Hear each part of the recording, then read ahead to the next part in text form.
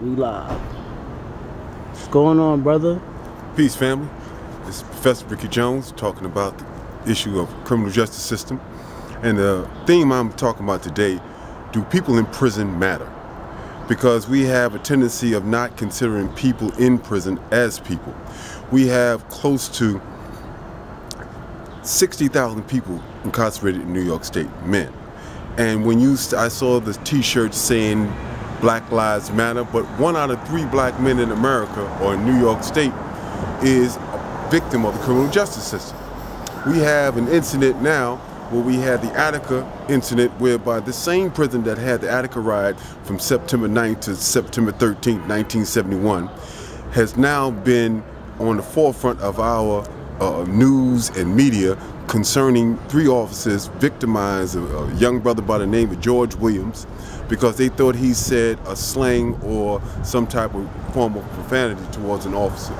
We are reaching a point now where these officers broke this man's hips, broke his ribs, broke his shoulder, broke his eye, fractured his eye socket, and the officers on 2 weeks ago on a Monday were only given termination of their employment with misdemeanor conviction and allowed to keep their pensions. Now this is something that's why I bring out the thing, do black people or do people in prison matter? We have to start thinking about what are we doing for the prison population, because so many people, if you got close to 700,000 people a year who are released from prison, you got this mass incarceration whereby, as Michelle Alexander talks about, it is the new Jim Crow, because once you have a felony, there's a movement now to ban the box. The box is that box you check whether or not you've ever been convicted of a felony. Once you check that box, it denies you access to housing, employment. So you have so many people who are out of trouble, but now out of work. So we have to change this system whereby we make it more equitable and allow people to reintegrate into society, because this is a terrible feeling, because 72,000 kids in New York State have parents in prison. So people in prison should matter. They should be afforded the opportunity to get an education, vocational training, and upon release should be able to get a job and housing.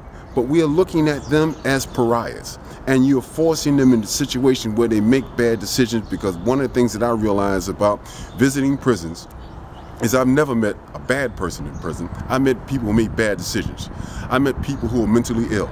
And that doesn't cause for a person to be in prison for the rest of their natural lives.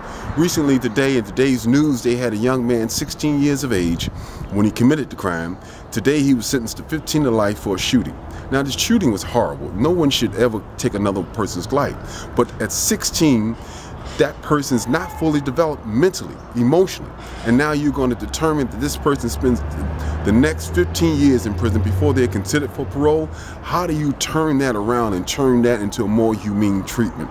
I think what they need to start doing is to start factoring in that there's a campaign also going raise the age, whereby New York State and North Carolina are only 2 states that have 16 and 17-year-olds with the ability to receive life without the possibility of parole.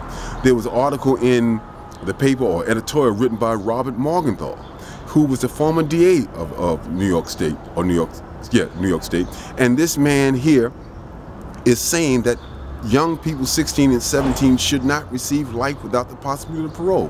What are we doing in this society? It costs $35,000 a year to keep somebody in prison, and that's less than putting them through a full education at one of the top colleges. So we have to begin to factor in that this is the time for reformative change. We have to start looking for an opportunity, and those who have been, people who have formerly been in prison, have to start looking for opportunities to do restorative justice, because we owe something to our community. We have to give back, but we also have to look at, in New York City, 85% of the people in upstate prisons are from New York City. 75% of those people are from 7 neighborhoods. So there's something going on in these neighborhoods that precipitate them committing crime. Biggest thing is poverty. Poverty is the leading cause of crime. And we have to begin to eradicate poverty in order for us to eradicate crime. So I want to thank y'all for listening to this little excerpt today. And I'm glad that we have Brother Bless the Mic out here trying to document this stuff, because it needs to be said, it needs to be heard, and we need to act on it. Thank you very much. You already know.